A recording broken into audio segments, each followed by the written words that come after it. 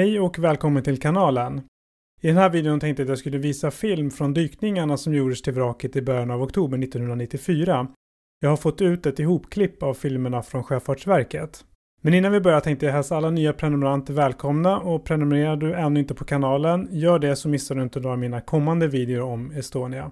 Dagen efter katastrofen den 29 september 1994 beslutade kommissionen på sitt första möte att man skulle söka efter vraket och undersöka det. Vraket hittades dagen efter den 30 september av det finska fartyget Sonta. Vraket låg på styrbordssidan med en slagsida på cirka 120 grader med fören pekandes åt öster. Bogvisiret saknades och rampen var en aning öppen. Den 2 oktober filmade man delar av vraket från det finska fartyget Halli, och det är alltså delar av den filmen som jag har fått ut av Sjöfartsverket. Och för att det ska bli lättare att orientera sig i filmerna kommer jag kommentera det som syns i videon, och i vissa fall kommer jag även lägga in bilder på fartyg som visar vilken del det är som filmas. Så här kommer filmen. Här så kan vi se att man har gått ner med ROV:n då precis vid fören då på babordssidan, precis ovanför namnet Estonia.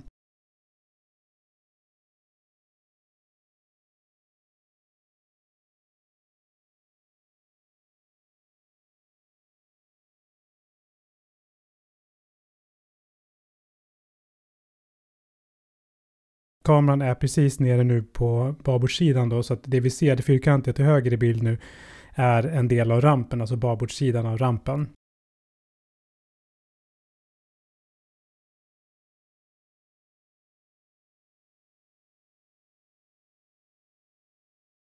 Kameran kommer nu här att fokusera då på ett av gångjärnen, och det är det yttre gångjärnet på babordssida. Det röda här, det är madrasser av något slag. Och det vi ser här nu, precis det runda här, det är babords gångjärn då till rampen som är avslitet och trasigt.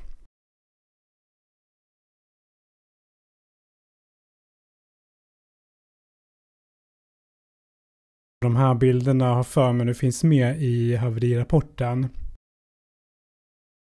Madrassen där finns också med i haverirapporten också. Det finns lite olika teorier om hur den har hamnat där. Haverikommissionen skriver i sin rapport att den sannolikt har flutit till, medan andra tänker sig att den har fungerat som någon slags tätning. Till höger här, det rostfärgade, är förpiksdäcket. Det som kameran fokuserar på nu, det som syns här nu, det är en del av atlantlåset. Här börjar då atlantlåsbulten dyka upp i bild. Här har vi, man ser både atlantlåsbulten och de sönderslitna låsöglorna.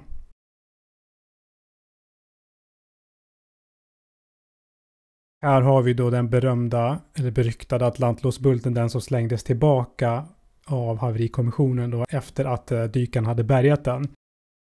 Man kollade på den, gjorde olika mätningar, mätte den och så vidare.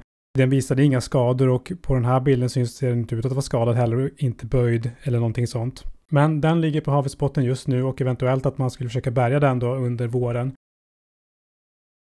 Och här ser vi en bild av de 3 låsöglorna som hör till atlantlåset.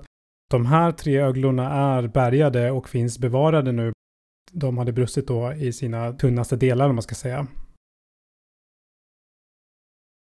Och nu har vi förpiksdäcket dragit fram, och till höger där sticker upp någonting, som en pyramid, och det är den här så kallade styrpyramiden som guidade visiret rätt när det stängdes. Och igen har vi atlantlåset, och det vita där är rampen. Det finns mycket bilder från atlantlåset och förpiksdäcket.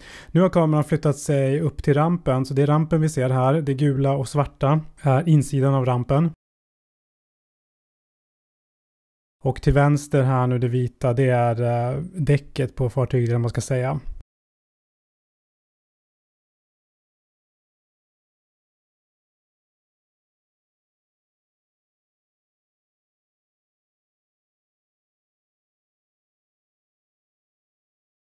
Och här ser vi då sidan på rampen.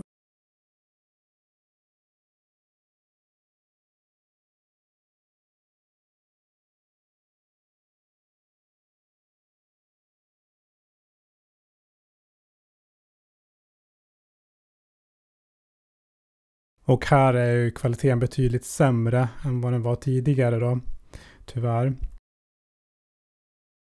Och här börjar vi närma oss skadan på babords frontskott.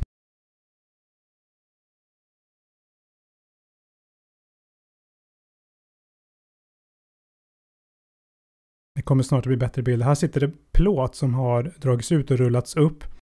Och den skadan kommer då av babords hydraulcylinder när den drogs ur skrovet. Det finns ju även en skada på styrbordssidan, men som är mer omfattande än den här på babordssidan. Den här är mer rak i sina, ska man säga, i snitten då, eller man ska säga. Och här sitter någon form av tross.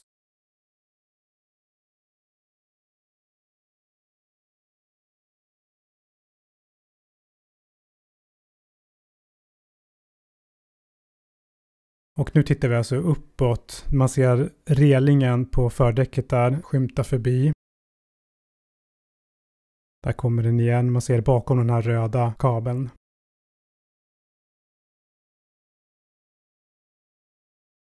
Så nu är vi på babords frontskott. Alltså den väggen som ligger mot bogvisiret när det var stängt.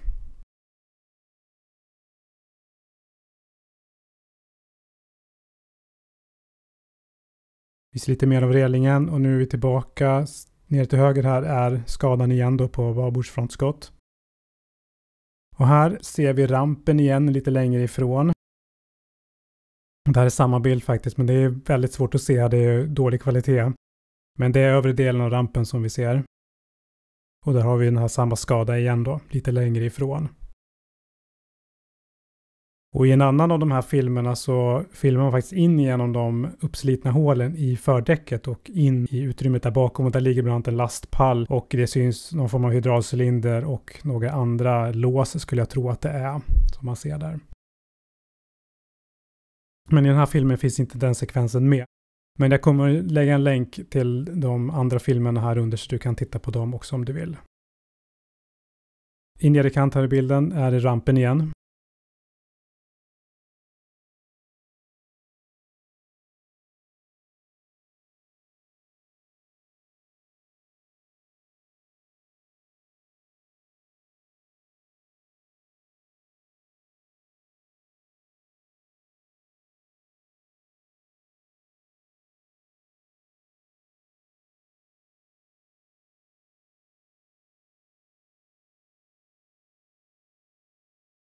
Nu kommer de att filma en del av akten.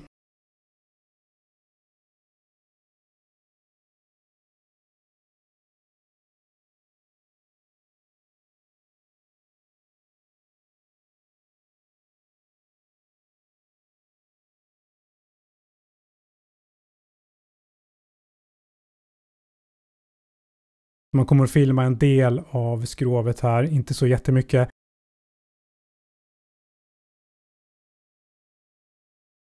Här är vi precis i akten på fartyget. Man kommer även att filma en del av akterramperna här som man kommer att få se alldeles strax.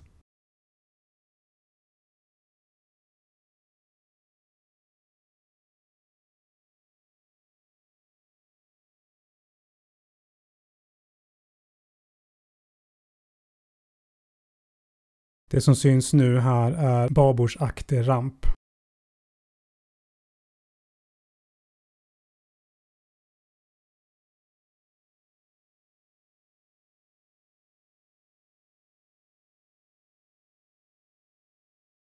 De filmades ju även sommaren 2021 så de finns med på de filmerna också. Och det ligger en del sediment i de här facken eller vad man ska kalla dem. Och det gör det även på de här bilderna från 2021 då.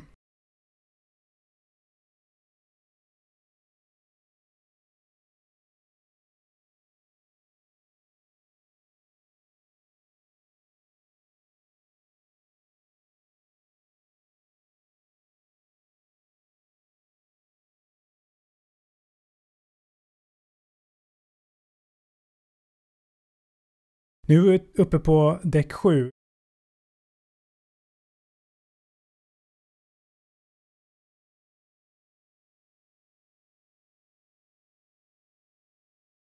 Och vi ser relingen och kameran kommer nu följa en av livbåtsdävertarna. Alla livbåtar från Estonia slets ju loss under katastrofen utom en. Vilken som är kvar, det vet jag faktiskt inte. Men vi ser här, man fortsätter så att säga neråt, vilket blir uppåt då på ett rättvänt fartyg. Då ser man att de här däverterna sitter kvar, alltså som de gjorde när livbåten satt där. Så att de har ju inte hissats ner, firats ner, utan de sitter som de gjorde innan olyckan då. Och det är ganska mycket vajrar, rep och sånt, stegar och sånt som ligger i en hög här bakom som man strax ser. Där ser man det här, det är en repstege då.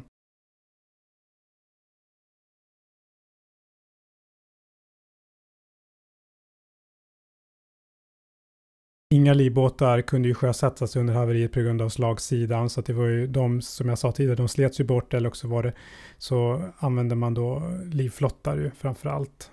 Det fanns ju ingen som kunde sitta i en livbåt, utan det finns ju några som har överlevt genom att hänga på en livbåt och så vidare, men alla livbåtar som fanns i havet var ju mer eller mindre vattenfyllda, sönderslagna, eller också låg de upp och ner. Nu har de flyttat sig upp till babordssidan på bryggan, så vi ser alltså akterifrån.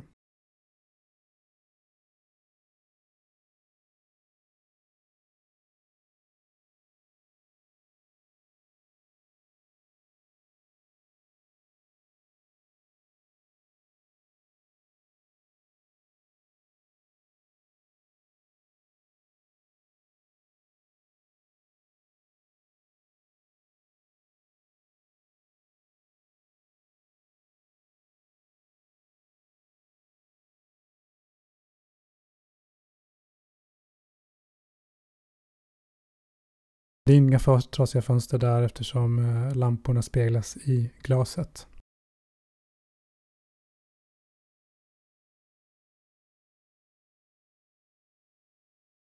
Det var den filmen jag hade fått ut från Sjöfartsverket. Som jag sa så kommer jag lägga in en länk här under med mer filmmaterial från dykningarna. En av videorna är nästan 3 timmar lång och den visar mer av däck 7 med livbåtsdävertar men även hyttfönster och annat. Vill du läsa om de här dykningarna så är det kapitel 8 på sidan 119 i JAICs slutrapport. Men GGE har även skrivit om dykningarna i sin rapport och länken till den finns ju som vanligt här under. Så har du sett de här filmerna innan och vilka är dina intryck? Lämna en kommentar här nere i kommentarsfältet. Tack för att du har tittat. Vi hörs i nästa video. Ha det så gott. Hej då!